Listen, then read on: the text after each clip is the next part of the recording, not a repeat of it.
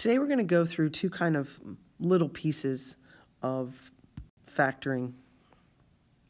First, going to go backwards, meaning we're going to start with the factor and end with the polynomial. And then we're going to take a look at some other things that give us complex answers. We've already sort of done a lot of imaginary work. Today we're going to just take a tiny bit closer look at specifically imaginary answers and what they look like. So just a little bit more practice. So we're going from the root to the factor. So if you think about this process like in a regular problem, you would say, oh, okay, I factored out the problem and I got x minus 1 times 2x minus 3, let's say. When you solve this, you would get x equals 1. And when you solve this other one, you would add the 3 and divide by 2. So if you notice, a fraction does not end up like x minus the fraction. So if we take a closer look at this, the pattern is, if it's a plain number, it's pretty simple. You just always do the opposite. So this is going to be x minus 4. But a closer look at this, the denominator of your answer stays with the x, and it's the opposite of the numerator. So the denominator goes with the x, and then you do the opposite of the numerator. If we think about x equaling 7, or negative 7, let's put that over 1. The denominator goes with the x, and you do the opposite of the top. So if you do it that way every time, it's pretty simple. The denominator goes with the denominator goes with the x, and then you do the opposite of the numerator. This will help you so that you don't end up with things like x plus 1/2. That's not going to be okay. So make sure you write it the way you would have it as you factored it. I haven't seen anyone really factor and have x minus 1/2 as a factor. Now, when you're working with zeros that are imaginary or complex, it's important to be able to find its conjugate. The conjugate is to change the sign on the imaginary number. Now, if all you have is an imaginary number, it looks like an opposite. But it's really a conjugate. So the conjugate is to change the sign on the imaginary number only. So negative 3 plus 4i, you're changing the sign on the imaginary piece only. Now when you look at a polynomial, there's no i's in it, right? It doesn't say 2x to the 5th I. So the reason why there's no i's in your polynomial is because complex numbers, these types of numbers is what this is, they come in conjugate pairs. And I'll show you how to use this fun fact here in a second. So they always come in pairs, which means if 2i is a root, then negative 2i is also a root. If 1 plus 2i is a root, then 1 minus 2i is also a root. Because when you multiply these conjugates together, it gets rid of the I. It's just like radicals. If you multiply a radical by its conjugate, you get rid of the radical sign. Same idea, different application. So let's run through some of these. They're going to tell you the degree. Some people might think, well, it's obvious, it's the degree 3, I have 3 roots. But it's not quite so obvious when you get to a problem like number 3. We'll deal with that when we get to it. So they're telling you that the degree of your answer is going to be 3.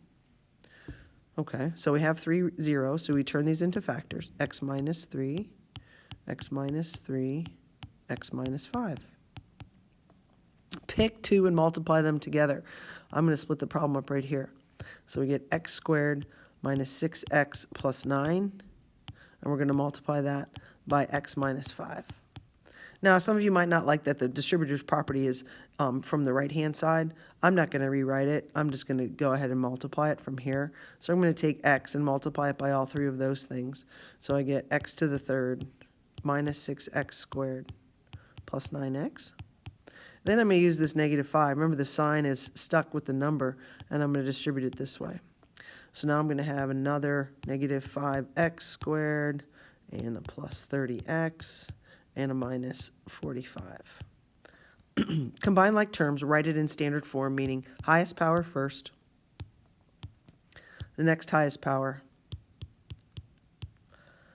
then the x's, so plus 39x, and then the plain old number.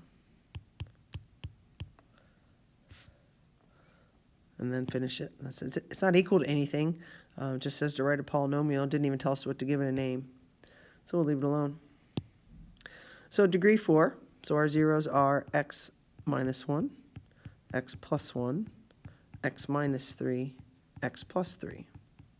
Now with this one, this is the difference of two squares, so these are easy to multiply. This is x squared minus 1, and this is x squared minus 9. So I chose to multiply these two together and these two together. Now I have two that I can multiply together. Now it's, again, same process. Think about FOIL.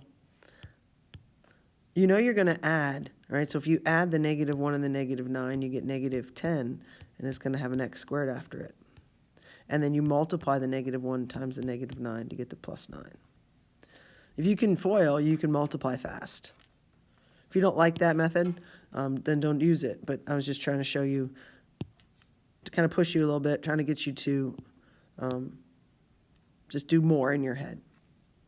So here's a situation where they give us the degree, but we don't have 3 zeros. So because of your recently acquired knowledge about conjugate pairs, if 3i is a root, then negative 3i is also a root. So now we have 3 zeros. So we're going to have x minus 2, excuse me, x minus 3i, and x plus 3i. Now here's the thing with imaginaries. You have to multiply the imaginaries together always. And just to do it, I'm going to do it first. So I'm going to leave this x minus 2 kind of off to the side. So we get x squared. And then outside is a plus 3ix. Inside is a minus 3ix. And then the last two is a negative. 3 times 3 is 9. I times I is I squared. What's nice, and what should better happen if it doesn't, you're doing something wrong, is the ix is gone. Now we have one more thing to fix, and that's the I squared. I squared is really negative 1. This is a multiplication problem. So it's 9 times I squared, so it's also 9 times negative 1. So this is x squared plus 9. Then we're going to multiply these two things together. So we get x to the third minus 2x squared. Then we'll do the 9 plus 9x. And then the minus 18. And there's no like terms, and it's already in standard form. So the rest of this, we're really going to sort of concentrate on complex conjugates, factoring. It's not anything new or alarming. We are going to use some synthetic division. We're going to start putting some of these ideas together. So if we factor this, this is the difference of two squares. This is x squared minus 4 and x squared plus 4. You can continue to factor the x squared minus 4, but I'm just going to set it equal to 0. Because when you take the square root, you'll remember to take the plus or minus. I know you will. So we get x squared equals 4, and we get x equals plus or minus 2. Here we get x squared equals negative 4. And when you take the square root, remember all the parts. You get the plus or minus because you're taking the square root. You take the square root of the number, and because it was negative, you get the I. So there's really three things going on. Plus or minus, take care of the number, and if it's negative, put the I in the answer as well. Degree 4, 4 answers. We're good.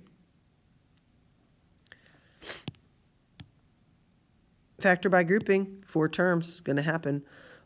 These two have an x to the 4th in common. We're left with 2x plus 1. Pressure's on to get these two to match. It starts with a negative, so remember to factor out a negative. They have a negative 16 in common. This leaves you with 2x plus 1. Now these are the factors that are in common. We'll factor that out. And we're left with x to the 4th minus 16. All of a sudden, this is now the same problem as we just did, but we threw it in with a little bit of grouping. So we're going to have 2x plus 1 equals 0. So x equals negative 1/2. Here this factors into x squared minus 4 and x squared plus 4. I feel like since we just did this problem, it's a little bit repetitive and maybe unnecessary to solve it all the way. step by step at least. So we know we're going to have plus or minus 2. We also know we're going to have plus or minus 2i. X squared equals negative 4. And so x equals plus or minus 2i. It's a little bit repetitive from the one we just did, but it was a little bit hidden in there as well. For number 6, we're told to factor it. Actually, we're not told to factor it. We're told to find all the zeros. That's different. This is not factorable. Doesn't mean you can't find the zeros. Right? So we're going to have to use the quadratic formula here. You are finding x, so this will be x equals. It's the opposite of b, plus or minus the square root of b squared minus 4ac. All of that's over 2a. And it goes in order a, b, c. So the opposite of b is a 5. If you put negative 5 squared in your calculator, if you put it in there wrong, you'll get the wrong answer, so don't be mad at the calculator. You have to put it in parentheses, negative 5 squared. Why would you even do that? Just square that 5 and you'll get 25. Minus 4 times 1 times 25. Ooh, smushing it in there.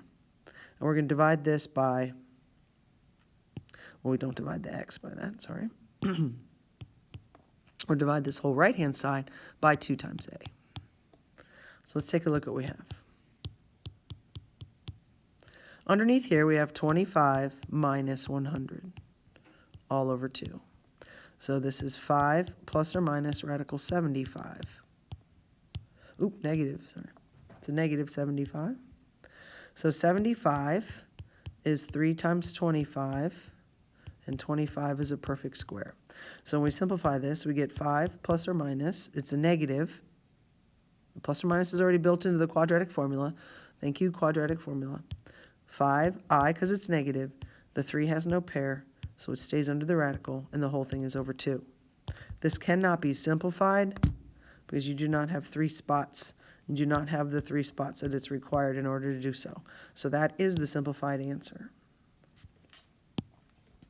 Now, if we combine this with synthetic division, the problem is this must not be factorable. In fact, you can kind of tell. Like if you take out a 2x squared there, you're not going to get a 15. If you take a 2 out, we're going to get a 15. So you can't, it doesn't seem like it's factorable. So they give you a little head start, and they tell you that x plus 3 is a factor. You know that when they do that, that means synthetic division. So let's put all the coefficients in there. 2, 2, negative 2, 30.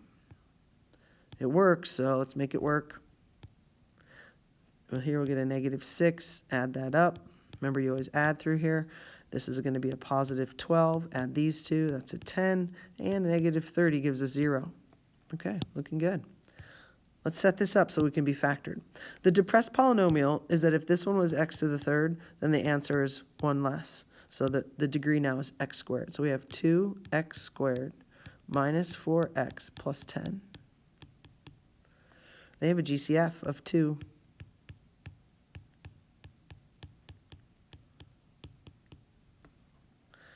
Ooh, 2 numbers that multiply to give you 5, add to give you 2. Doesn't exist. Back to the quadratic formula. Opposite of b, plus or minus, b squared. Negative 2 squared is a 4. The formula has a 4. A is 1. C is 5. All over 2 times a. Underneath the radical, we have 4 minus 20. Oh, that's nice. So we get 2 plus or minus the square root of negative 16 over 2.